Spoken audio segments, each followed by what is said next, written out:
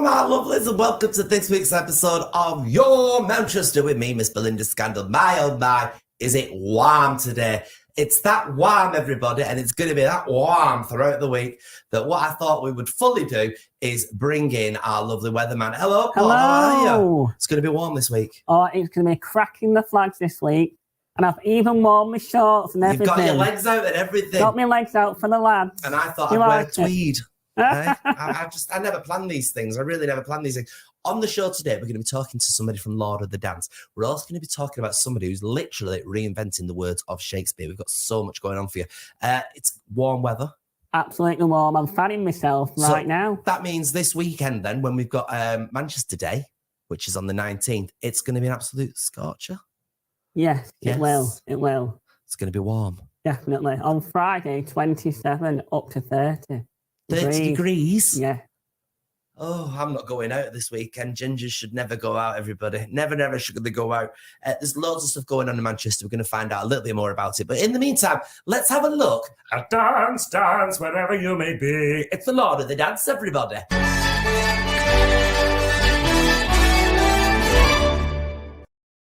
This will be a fun interview. First of all, I've never started an interview where I actually can't pronounce somebody's name, so we're going to try this. We are, of course, talking about Lord of the Dance. Let's bring him in. How are you? I am absolutely fantastic. How are you getting on? Can we try and pronounce your name, please? How do you pronounce it? It's an Irish name. My name is Cathal Keeney. I'll call you sir for the rest of the interview, if that's all right. That sounds good to me. I've been called worse things. I can imagine. Not as many as me. I'm sat here looking like Ronald McDonald meets the Riddler, but it's okay. So what is your involvement with Lord of the Dance? Yeah, so I'm one of the lead dancers. I played the role of the Lord. It's the role that Michael Flatley used to play many years ago. And currently, me along with another guy called Matt Smith, we performed that lead role. So is there much pressure on you then to live up to the standards that Mr. Flatley is known for? Yeah, there's a lot of pressure. It's very difficult to get the role. So I felt very privileged when I was selected for the role back in 2014. That's kind of showing my age now. I'm still going, but yeah, there's a lot of pressure. It's the role Flatley used to do. You know, he does expect a lot from us, but it is also a dream come true for me as a little boy who didn't want an Irish dance. I used to watch the Lord of the Dance on the VHS tapes, and it was because of Michael Flatley. He kind of made dancing cool. And that's why I stuck at it. And it's an absolute privilege to get to perform his role many years later. It's never gone away, Lord of the Dance. It started off and it's just not stopped. What's its secret? Yeah, I think two main reasons the show has been so successful. I think one, it's quite a short show. It's just under 2 hours long, and it's just high intensity, loads of energy, like all done through dance. So I think that's one of the main reasons people come and they just have a good time. The other reason is we're so successful is because it's all played out through the art form of dance. There's no dialogue in the show. So like dance transcends all language barriers. So it doesn't matter what country we're in. We can go well in China, South America, all over Europe. And I think that just adds to the success that we can easily travel anywhere and people can watch the show and connect with it straight away. There's no language barrier. I mean, there's no language barrier, but I mean, for you must be coming off stage each night absolutely exhausted. How do you keep your stamina up for such a hard-working show? Yeah, it is tough. We're currently in Sheffield at the moment. I'm on my break between two shows, so especially when we have double show days, it is quite tough. But we do have a fantastic physio on tour with us. She makes sure to keep us in tip-top shape. And then we also do have multiple people for each role. So like I kind of mentioned before, there's another guy, Matt Smith, who performs the lead role. So worst case scenario is if I did go down, there's another guy to step in. But it is tough. Look, we do all the things that most other people will do, you know, try eat healthy food, look after your bodies. But, you know, I'm not going to pretend here we don't go love a nice drink every now and then, especially on the days off. Now, a few people that I've known that have worked in Lord of the Dance and indeed the Sister of the Dance and River of the Dance and Spirit of the Dance and all the dances that goes with it and all that, they all complain about shin splints. What are shin splints?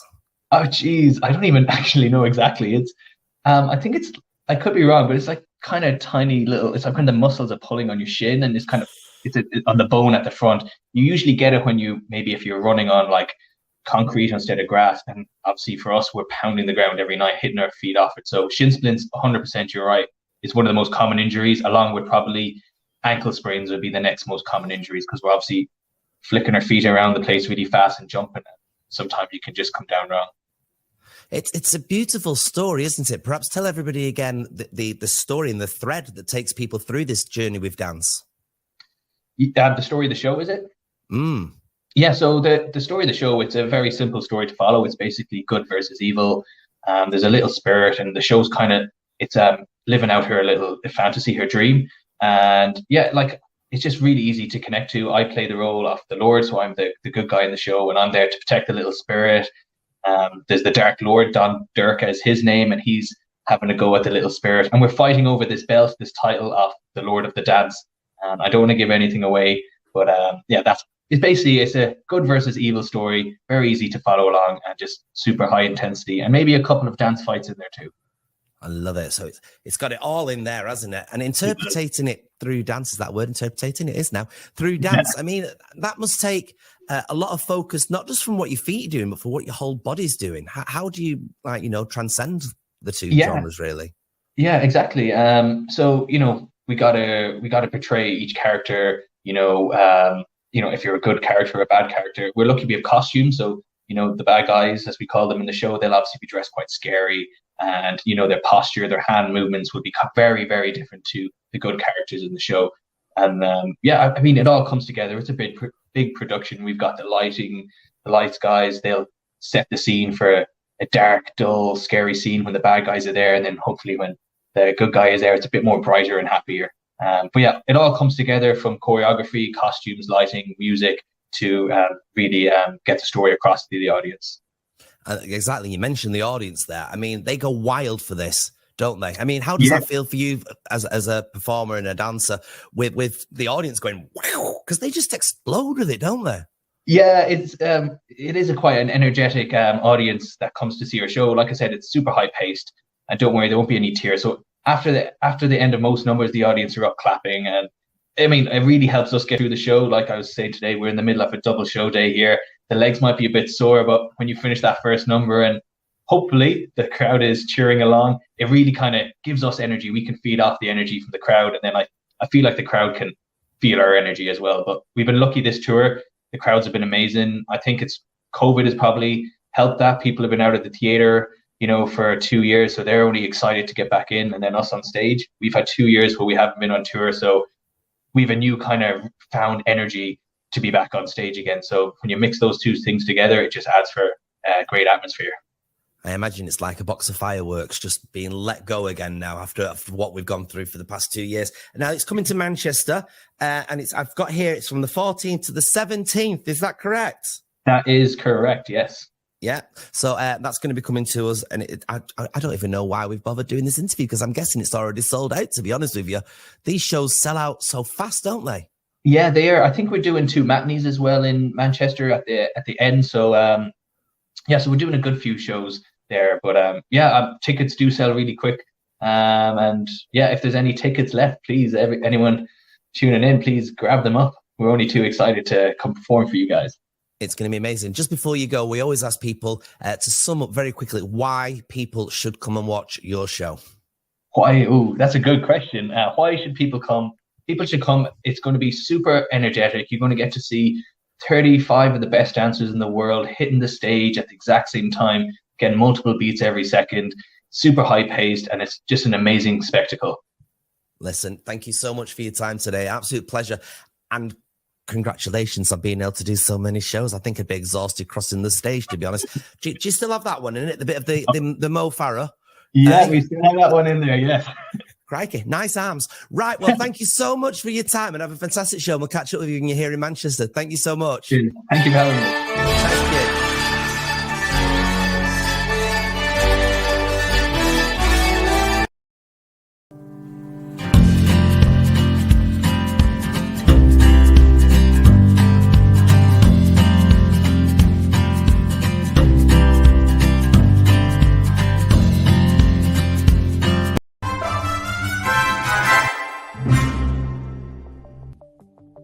Hi, I'm Hayley, and welcome to this week's On The Box.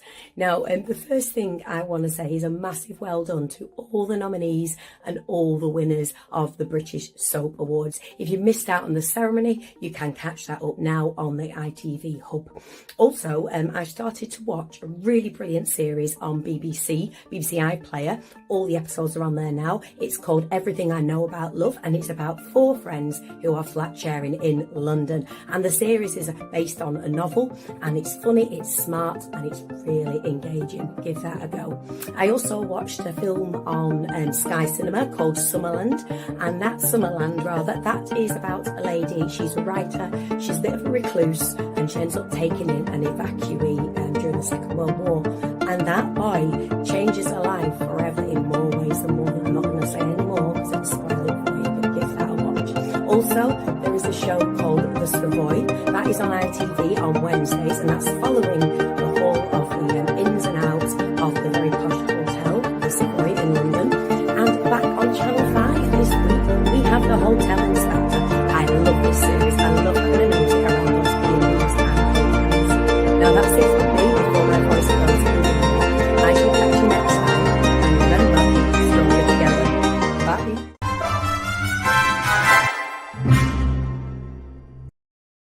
So, loads going on the telly there, but our Carol Ann's just popped in now because where were you last night, please?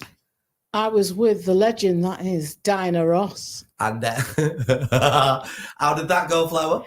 That was, honestly, it was absolutely fantastic. Do you know, she's 78. 78. And she can shake a tush, I tell you. And she had some gorgeous costumes, didn't she? Yeah, so many costume changes.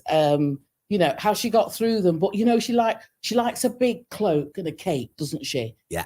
Yeah, with all the fur and the marabou feathers and all the rest of it. But she hit those notes, you know, like some people just do it.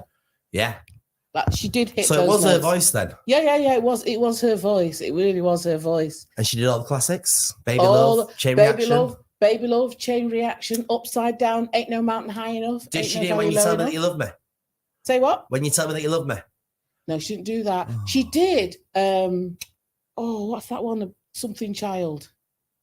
Can't remember it now. But when I heard it, I was like, oh, that's like an old, really old classic.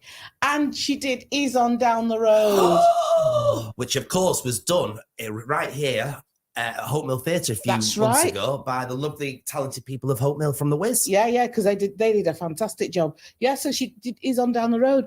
But she had these huge monitors above her, showing her from the past and doing all stuff. But I don't think she had the rights to use Michael Jackson's image, which was a shame because, of course, she did that Ease On Down the Road with Michael Jackson. Yeah. Oh, what a shame. So it was good, though. Where was she at? She was at the I want to say AO Arena. It's not the AO Arena anymore. No. AO Arena. AO Arena, yeah. It was at the AO Arena. Yeah. And I don't know how many they held because we were sat there and we were like, up with them? Where they run? Because we got there, we parked I think miles away because I was with one of our contacts, Dr. Nigetta Wan, OBE. Yes. And she's quite, sort of quite prim and proper businesswoman. Yeah. And as soon as the songs came up, she was like, up, everyone up. She was shouting at everybody. Oh, so she was living it as well. She was living it. She was so not a lazy performance by a 78-year-old at all. No. Like some of them, you go, what's that? Don't bother. Yeah. The only thing I want, viewers, if any of you were there, and I know our Denise Welsh. Yes, she was there, yes. She was there last night. There was a young chappie on. Right. Acoustic guitar, singing some great songs. Aye. And there was this murmuring going, he's good. Who is he? Who is he? And did you not know who it was? No. And he said, I only knew last night that I had to perform tonight. Can you imagine, as a performer? Being rang up as the support for Diana Ross. Yeah, and you go, what, are you joking? That is just too much. Yeah. Too much at all. I tell you what, I bet she had good mojo, though. I bet she did. And one lady that's just got back off her holiday, so I'm hoping that she's filled with renewed mojo, is, of course, our lovely Jo Britton.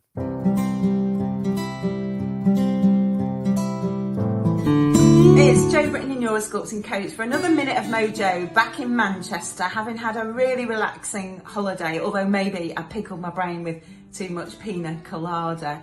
But I'm feeling really good and ready to go, firing on all cylinders. However, I know that for many people, a holiday is something we really look forward to, but when we get back, we might struggle with the post-holiday blues. So here are a couple of tips for you to help you if you ever feel deflated when you get back from holiday and don't feel as refreshed and fighting fit as maybe you thought you might do. So here's what I do. As soon as I get back from my holidays, I write down a list of all the things that I don't want to happen in my life or I don't want to do. And then I write down a list of all the things that I want instead. Now, that can sometimes be more difficult than it sounds. But once you do it, and you really commit to it and you put a plan together, you'll find yourself more motivated and in a better place to take some action. Give it a go if you ever struggle with the post-holiday blues. I'll be back next time for another Minute of Mojo. In the meantime, you can come and connect with me on my Instagram page, joebritton.mojo.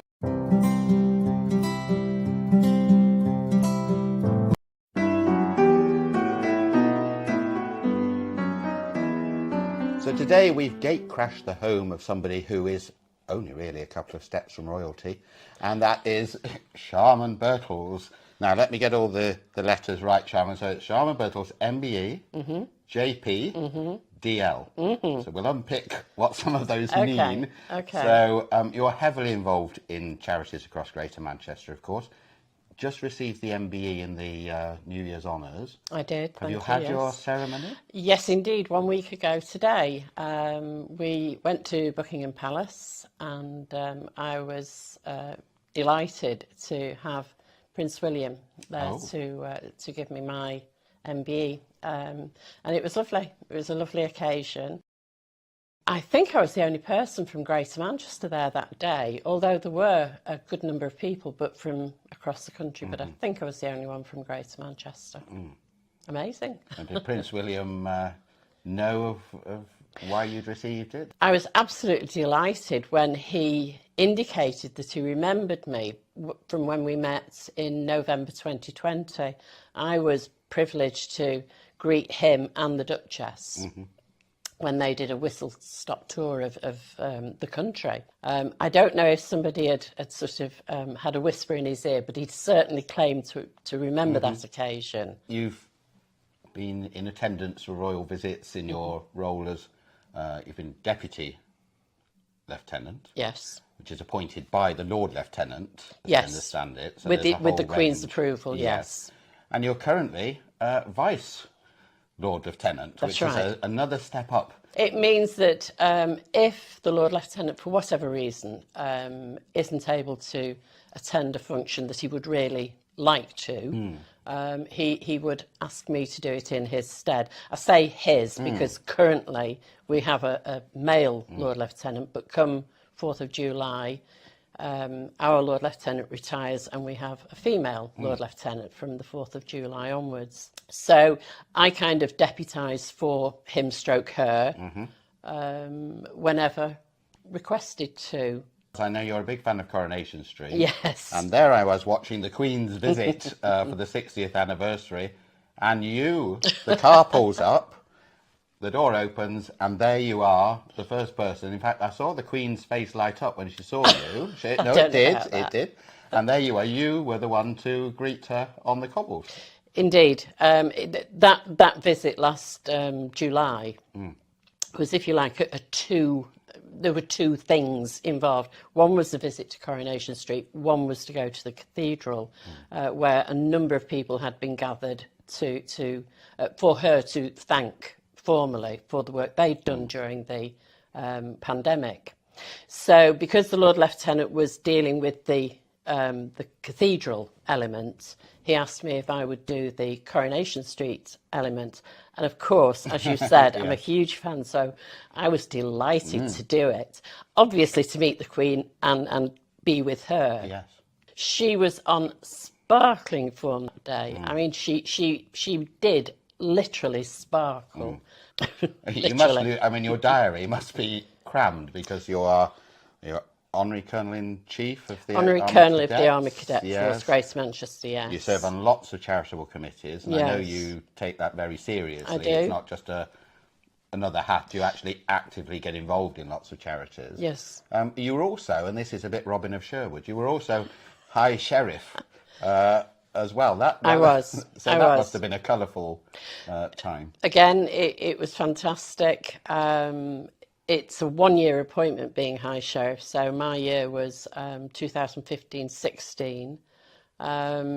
It was a brilliant time. You lady High Sheriffs wear a sort of form of court dress, but it's very much to your own design. So I chose my outfit to be green, which is my favourite colour, and wore an enormous hat with an enormous feather, which people to this day remember. It was a bit Hello Dolly, I thought.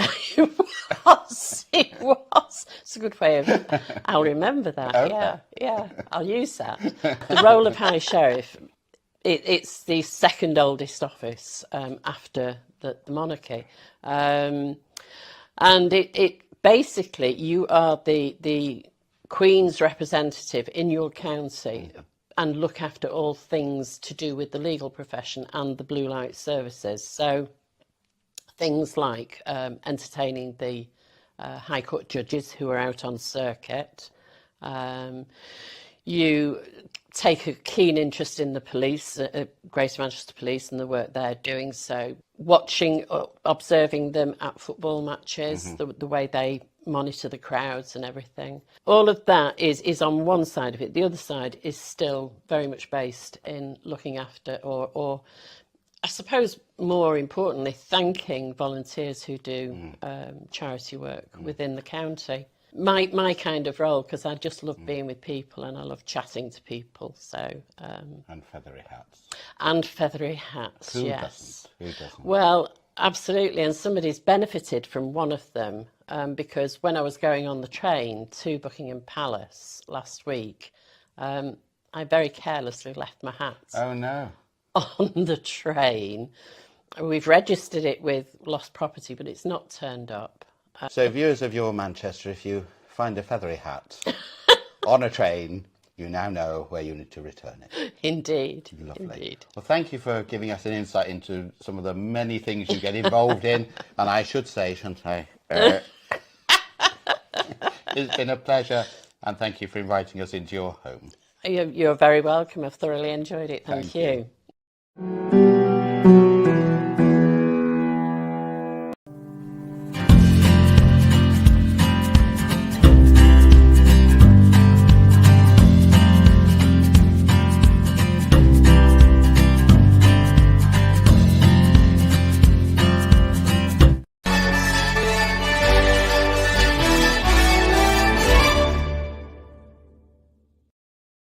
There's loads of fantastic Shakespeareanness going around the world at the moment. He seems to be having yet another revisitation, everybody, does Mr. Shakespeare. And one company that are keeping it going is this wonderful group. And joining us now is our Corinne. Hello, Corinne. How are you? Welcome to the show. I'm good, thanks. How are you, my love? I'm all right. Now, we've got the same hair colour and everything. It's quite uncanny, isn't it? Eh? Shakespeare, he's having a resurgence, isn't he? Again, why? Well, I think as much as the language might feel different to what we're used to now, the stories are the same. They're stories of love or betrayal, friendships and arguments, war and peace, and they're all in there. So I think that's why he continues to be relevant, and we just kind of, as theatre makers, have to make the way we tell the stories bridge that gap between the language and the stories that we share. And how are you going about doing that? So we're really lucky. We're working with a company called Play on Shakespeare, who are based over in the States, and they commissioned the entire canon, so the complete works of Shakespeare, to be translated in modern verse translation. Wow. So yeah, it makes them super accessible. The iambic pentameter is still there for the traditionalists who want their rhythm, and there's no corrections to the story, no gaps filled that were left there originally by Shakespeare, but the language itself is much more modern. So it still has the poetry, it still has the motion and the shape of the Shakespeare, but getting to the sense of it is a lot easier. And we're finding that really good for our audiences. And I suppose, giving people this sort of easier way of understanding Shakespeare is almost entry level for people to get excited about Shakespeare who would normally veer away from it, I suppose. Absolutely. That language kind of just opens the gate, and we as a company perform in unexpected places. So we're in parks and in car parks, in parkland, in big houses, on rooftops, all that. So you kind of we catch you off guard as a company. You're not expecting to see some theatre there, but also the language then closes that gap even further. So it's not, you don't have to worry about finding 80 quid to go and sit in a theatre and understand what that bell means and why that thing does this, and you can just kind of wander straight into these stories in an environment you feel comfortable in. And what got you excited about Shakespeare's works? It's a good 10, maybe 15 years ago now, I played Lady Macbeth in an amateur production of Macbeth, to which Ian McKellen came. He was chair of the Little Theatre Guild at the time, and he came and watched me play Macbeth and spent a good sort of 20 minutes afterwards talking to me about what he liked about my performance, about the production, and how it was such an important part of his life. And yeah, those kind of connections make all the difference. And now we're doing the same for the next generation of performers and the next generation of audiences as well. So, of course, your company is Play on Shakespeare. I mean, how important is it for you to get the message out about what Shakespeare does? It's absolutely vital to the way that Play on Shakespeare works. So there are Play on Shakespeare scripts being performed up in Sunderland with our company. They've just been down in Derby. They've been doing a project down with some of the theatres in London. So they're kind of bringing themselves across the water from America, and they're starting to publish them now as well. So this is a point where if you're a student and you're studying one for your GCSE and you're just not getting the language, you can buy this modern verse translation now. And it has not just the easier access for the meaning, but it still has the beauty of the language. And that's a really important thing to get out there. So most people will be able to get their hands on this new envisagement of Shakespeare's works, which is fantastic, isn't it? Yeah, so if you head to playonshakespeare.org, you can access all the different versions of the scripts that they've done there, get a little bit of information about them as a company, and find which ones. So they've just published Hamlet, which is the one that we're performing in 5 weeks' time. That's terrifying. See that you can now purchase that script, and then you'll be able to watch our live streamed production of it. And you watch production for free as well. So that's a really good way of accessing that work. And how do people get hold of the streaming of your production? So if for the streaming of the production, if you head to theatrespace.org.uk, there'll be information there about the performance times and which ones are being streamed. And you can find us, Theatrespace NE, on all of the socials, and you can find Play on Shakespeare on the socials at Play on Shakespeare, and all of the information will be across those channels there. I think it's so important what you're doing. I think it's like mega important to be getting these people excited, because people might think it's a bit yesteryear, perhaps it's a bit done, but Shakespeare, his works and his words are still resonant with everybody, even in our modern day, perhaps dumbed down language. Absolutely. The stories are about people at their heart, and people is the one thing we never seem to be able to fully understand. And, if we can make reference to that from 400 years ago and make it work now and help you understand something about how the world works now, then that's just as important now as it's ever been.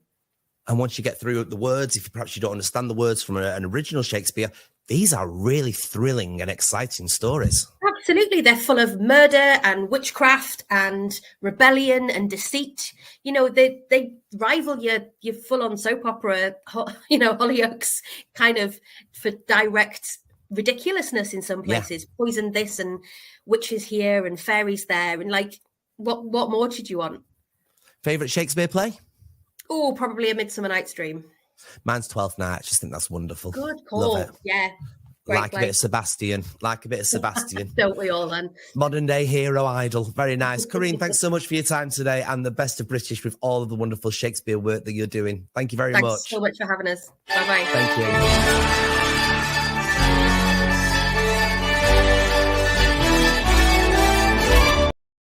So absolutely fantastic that we're getting something wonderful, Shakespearean, but accessible for what I've said already in that interview, entry level into Shakespeare, because people get confused with Shakespeare, don't they? They do, but it has been used in sort of, Disney cartoons. The Lion King is Hamlet, for example. So they do weave it in and out. They do indeed. and I like a good weave. Now, listen, everybody, there's so much going on around town. There really is. But of course, we did mention at the top of the show that it is Manchester Day on Sunday, I do believe, and a day of celebration. We've got the parade, which is always fantastic to watch. But also this year is going to be very unusual for Manchester because it's going to be red hot. It's going to be a scorcher. A scorcher. Now, we want people to be safe. We want people to look after their bodies and everything, even though they're going to be out in the sun, enjoying themselves. How do people go about doing that, Caroline? Well, lots of fluids, and I don't mean alcohol because that just evaporates in the heat. Keep themselves really well hydrated. Sunscreen, doesn't matter what ethnicity you are, you do need sunscreen because at the end of the day, everyone has skin. Sunscreens for skin to protect you from the UVA rays. And also as well, wear loose clothing. Now, I always take my steer from people who wear kaftans. Yes. There's nothing more fantastic sort of when you're on holiday than putting on a really big floaty top. Men as well. It's true. We've been saying around our little streets where I work on Canal Street, everybody should invest because it's going to be warm, and I've got plenty of them. I make them. It's dead easy to do. If you haven't got a kaftan, by the way, let me tell you now, the easiest way to make a kaftan. She's going to tell me off to say this. Buy a nice duvet cover, right? Cut the arm there, and at the top, use half of a saucer and just cut around that saucer. It goes on perfectly, and then you can wear it with a nice necklace, and it looks gorgeous. That is the most dreadful idea I have ever heard. I do it. I live by my pillow. Single sheet, by the way, single one. Single one depends on who you are. Yeah, true, very true. Oh, very true. But yes, loose clothing, a nice kaftan or a nice poncho. A poncho. Look at us, fashion police. I know.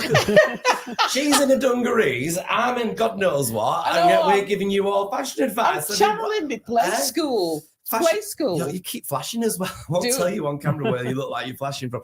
Anyway, so it's a rare talent. It's very good talent. Yes. Paul's here as well today, obviously, because we brought you in because it's going to be such hot weather. So I think what we'll do simply is we will say, and now it's time for the weather.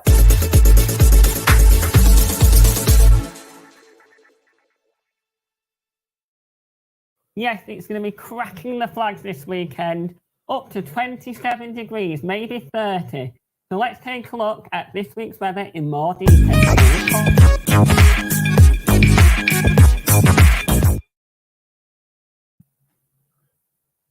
All right, Thursday is looking sunny and cloudy with the temperatures of 23 degrees Celsius. Friday is also looking sunny and cloudy with the temperatures of 27 degrees Celsius, the highs of 30 degrees Celsius. So get your sun cream on for that. And as we head into the weekend's weather right now, it's looking like rain. So like Carol said, get your ponchos out at the ready. And also Sunday is looking cloudy with the temperatures of 15 degrees Celsius. Also on Friday, there's going to be a wind issue with the wind up to 30 miles per hour. So you don't want to be blown off or blown away. Chances be a fine thing.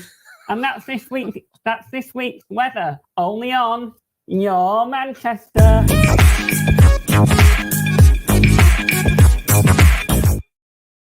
Yeah, we're having a wind issue, everybody. We're having a wind issue.